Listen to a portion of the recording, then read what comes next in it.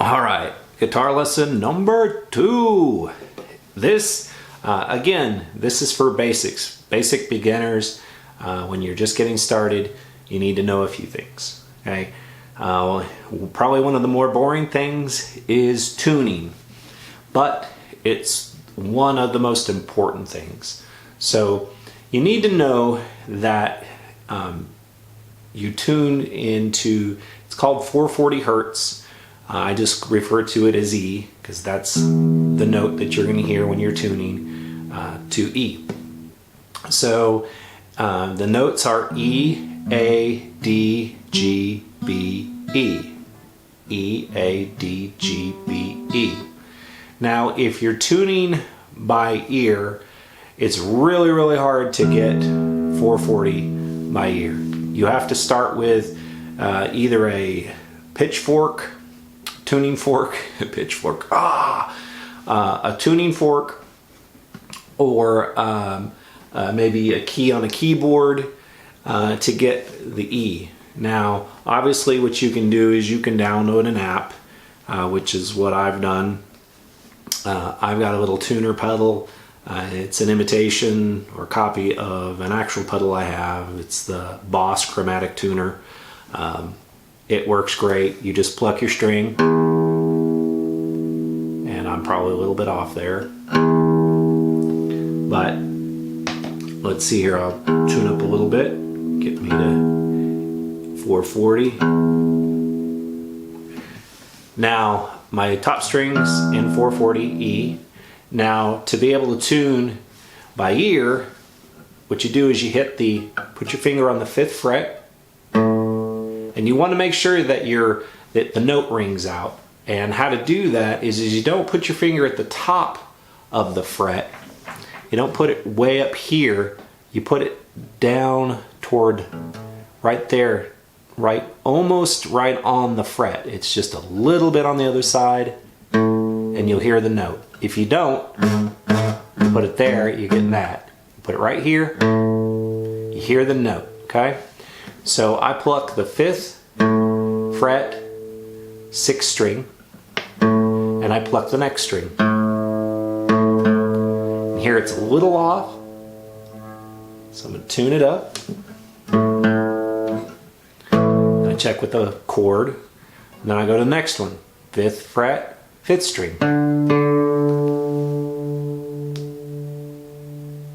And you can kind of hear, if you're listening really well, there's a little bit of a warble.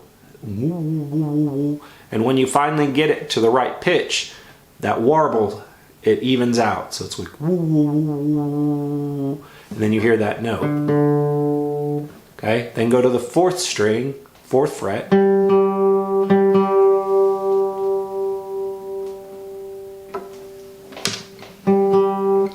Then the tricky thing about tuning by ear is once you get to the 3rd string, which is the one of the higher strings there, you have to move up from the 5th fret to the 4th fret, or move down to the 4th fret, and then pluck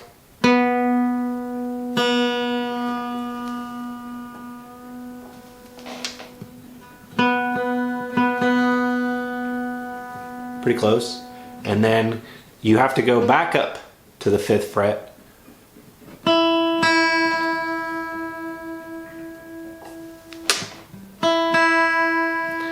and then play some chords once you learn how to play chords, or check it with a tuner and see if you're close. Now it took me probably 2 years to be able to tune by ear, so don't get frustrated with yourself, but I definitely recommend that you tune by ear, learn how to tune by ear, so that if you're sitting around a campfire, you're playing some songs, your guitar goes out of tune, and you forgot your tuner, then you're kind of like, what do I do? Or if you're playing a show, an acoustic gig, coffee shop, or whatever, and you forgot your little tuner thing, then you can just kind of figure it out. You're like, oh, I'm playing a D chord, it sounds a little wrong, tune it. You're like, oh, there we go. Okay, so It is important to learn by ear, but then you can buy those little clip-on deals that clip on the top of your neck here, or you can download an app, or you can get a pedal. Now, that's the basics of tuning. Again, E, A, D, G, B, E. Now, that's just the basic standards for the basic 440 hertz, E to E. There are many different versions of tuning.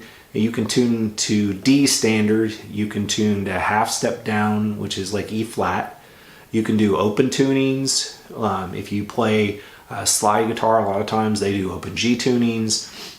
You can do drop D tunings, which was popularized a lot in the early 90s with Nirvana and Soundgarden and different acts like that. E is not where you have to be tuned to, but it is a very good place to start. So there you go. Lesson 2.